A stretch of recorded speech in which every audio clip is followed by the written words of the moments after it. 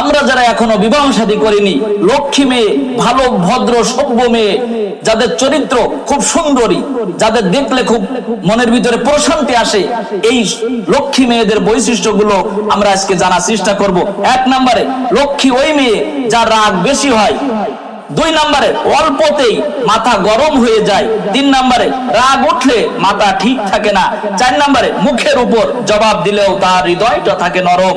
5 নম্বরে সবকিছুর উপর নিজের কষ্ট পায়, কিন্তু অন্যকে কষ্ট দেয় না।